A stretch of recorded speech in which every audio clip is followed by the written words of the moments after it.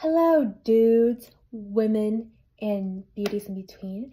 It's your girl, Anastasia, and you're watching Through Your Perspective.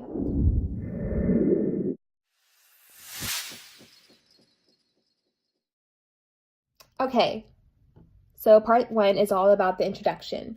Part 2, I'm getting to the episode and Untucked itself, themselves. So all of a sudden, RuPaul enters into the workroom singing Guess Who's Back, the first line of Call Me Mother, Guess Who's Back in the House, without the damn video message. I'm like, woo, that's unexpected, but that's sickening. Okay. So the mini challenge is taking photos, is doing a photo shoot. And not only a photo shoot, but they have to do it with past contestants of RuPaul's Drag Race, surprising the living shit out of them. So after all the 15 photo shoots with them, RuPaul chose one winner, which is Silky Ganache and Moira Balenciaga. And just because I chose that winner doesn't mean I'm going to stop talking about the photo shoot. So I'm going to pick out three things. First off, Silky won the photo shoot. Secondly, I did not know that Scarlet Envy is Raja's drag niece. And that's so surprising. I'm like, whoa, that's a small world after all in Drag Race world. And another thing, and that's like one of the most intriguing parts. Another part is, I know Mercedes Iman is a body girl, and I know she's really sexy. But whenever I saw her and Delta work, they were taking photos shoot, and they're like something like being a couple. I'm like, ooh, that's gonna be so sexy.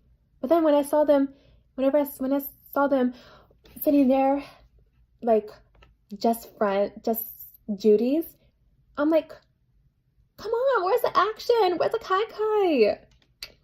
Like, damn, I want to see two drag queens making out.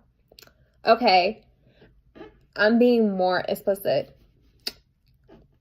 But another highlight that I liked is when Vanessa Mateo is taking pics with Pheromone. That is brilliant. That is like blissful. Because Pheromone's a fishy queen. Vanessa is like the meme queen. And I'm pretty sure Vanessa's going to go far. And fast forward to getting out of drag. As all them other girls were getting out of drag, Miss Vanjie is looking at Brooklyn, being all thirsty and saying, whew, Brooklyn's betrayed. Whereas Brooklyn, believe it or not, she thinks the same thing. Damn. And I mentioned Soju is I mentioned that, oh wait, I did not even mention that, but Soju mentioned that Scarlet Envy is so cute and that she's into twinks, so. And believe it or not, the first challenge is a sewing challenge, which is obvious and predictable, except for season 9 when their first challenge is the is the hometown and Lady Gaga pageant. And then afterwards is a cheerleading pageant. Then episode 3 is a sewing pageant. Okay, back to season 11. Their Maxi challenge is they have to design something that's dedicated to the queen that's assigned within a trunk by the mini challenge winner, which is Silky Ganache. Silky got peppermint. Brooklyn Heights got detox. Akira Chanel Davenport, oh my god, I so love her. She got Bibi Zahara Vinay. Soju got kimchi because they're Korean, and Katya's belongs to Kahana Matrice, and Okay, Vanessa Vanjie and Mateo got Valentina, and believe it or not, okay, so during the sewing challenge, believe it or not, as so many times as Nina has been auditioning for Drag Race, believe it or not, she doesn't sew. That's what I found out. That was shocking of me to hear that, because in Drag Race, you're supposed to know how to sew, and you're supposed to be confident in yourself. You're supposed to know your words through the lip sync for your life, and you're supposed to know how to do Snatch Game right. So, but luckily Nina, spoiler alert, luckily Nina wasn't up for elimination and didn't have to lip sync for her motherfucking life. And more on to the results later on. Okay, Miley Cyrus, the extra special guest judge, goes undercover as BJ. And while the girls were doing makeup, she talks to the girls as BJ until Silky and the other girls realizes that it was Miley Cyrus. And girl, and I kind of felt bad for Soju because she wanted to talk to Miley Cyrus too. And also, what I've noticed is that both Honey Davenport and Ariel Versace have been shady during the confessionals, and that's telling me that I may or may not like them. But I'm like, ladies, calm the fuck down. This is the first week. I know this is not RuPaul's best friend race, but damn, bullshit. I'm sorry for language, but moving on. So I've seen so many ooh la las and so many ooh no she better don'ts and so many safe, and that's just stunning outfits. So long story short, Silky, Scarlett, Ariel, Honey, Raja, Miss Sugarcane, hey girl, and okay, Silky, Honey, Ariel, Scarlett, Sugarcane, Raja, and what's that other girl's name? I keep forgetting. Oh, I'm sorry. I'm thinking. I'll get back to that.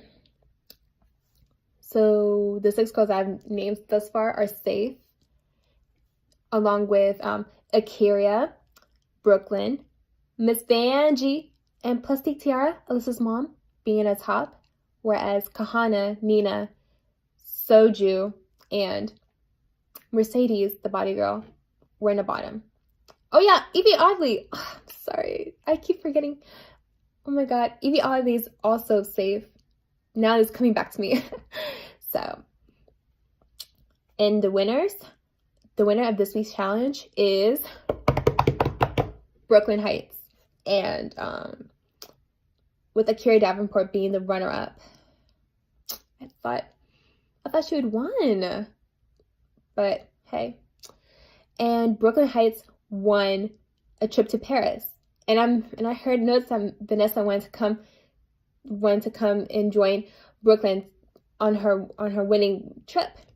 That would be so fucking romantic. Oh. So Kahana and Soju were to lip sync for their lives.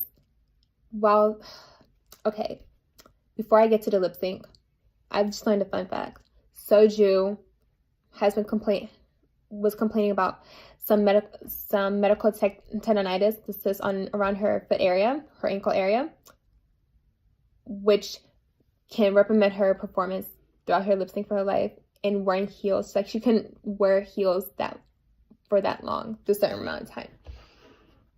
Okay, so lip sync for their lives. The song they're required to lip sync was Best of Both Worlds by Hannah Montana. And I remember they were joking about Hannah Montana doing drugs after RuPaul was asking whatever happened to Hannah Montana. So, believe it or not, Kahana Montrese turned it out. And I was so fucking proud of her. Like, her lip syncs was living up to Coco's legacy. I'm like, girl, you turned it out. But the sad part about this is that when she was critiqued on a runway, she mentioned that it was so stressful about her living up to Coco's legacy. I feel for her. I'm like, that brings so much pressure. And as for Soju, she did good, but it wasn't that gag worthy of the lip sync. So Soju had to like sashay away, and well, although in the actual episode she was calm, cool, and collective, but in Untucked she was so emotional. My heart really goes out to her because she was so sad that she was afraid that she would disappoint her fans and those who support her. It just breaks my heart. I know it sucks to go home first. It just breaks my heart.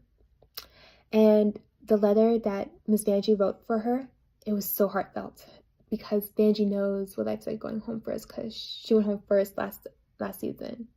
And hey, she's back. And Soju, if you're watching, I hope you get on season 12 along with Foxy. Sue me. And okay, speaking of Untucked, Ariel and Honey, here we go again. They're being shady. They are being shady. And I also heard that, oh my God, I just noticed that so many safe women in Untucked are single. Oh gosh, Sugarcane, you're giving me life. And you know who else is giving me life during the Untucked? Silky. She is so wise. Like, she speaks her mind. Like, she was talking about being gay and being Black, being African American, and she was comparing herself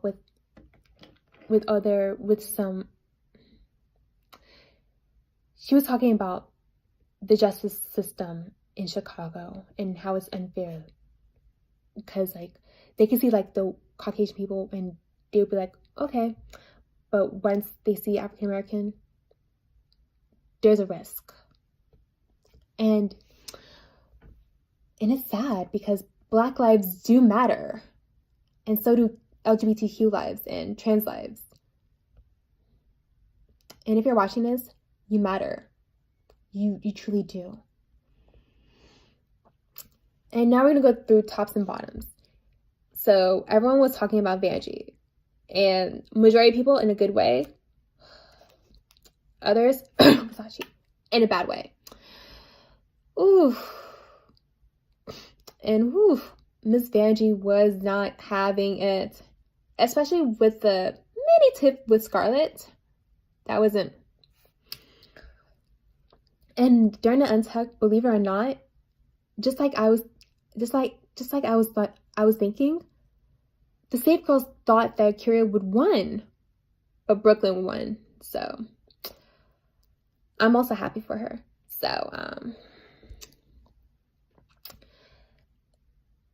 I've noticed that Kahana and Soju, they were rehearsing, they were giving each other affirmations, and then Miley Cyrus came to Untucked and they were discussing about being themselves rather than pretending to be someone that they're not. Because if you're pretending to be someone that you're not, there's gonna be issues, basically. And if you're being yourself, then that's a right thing to do. Well, that's all I have to say about this part 2.